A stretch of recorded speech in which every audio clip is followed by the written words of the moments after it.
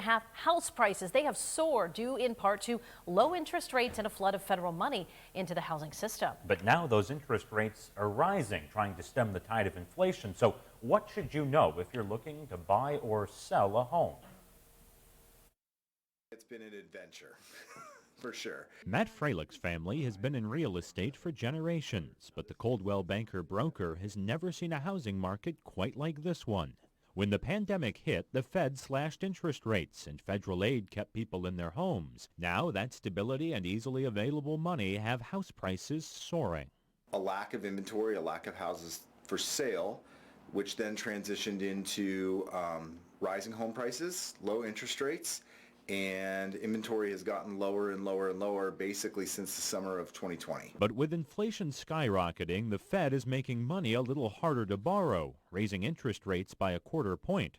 Freilich says it might slow the housing market, but not by much. At some point things will level off a little bit, but I don't anticipate the kind of bubble that we saw 2007, 2008. He says right now there's such a demand for so few houses that people will pay anything at any interest rate just to get one.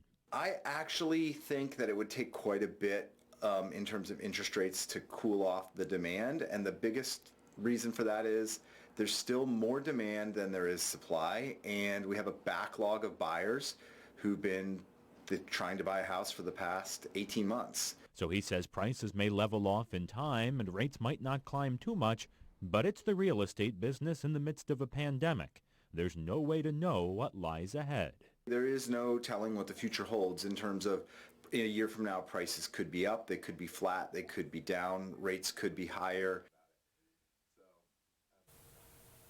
And he says this actually could be the time to buy a home, even though prices are still high. If those interest rates creep up, then you pay more for the home and you pay more in interest. But talk with a broker before you make that decision. He says the one good thing is a lot of the homes on the market are ready to go. People took advantage of those low interest rates. They improved their homes. And now if they're selling them, you're actually getting a really nice place.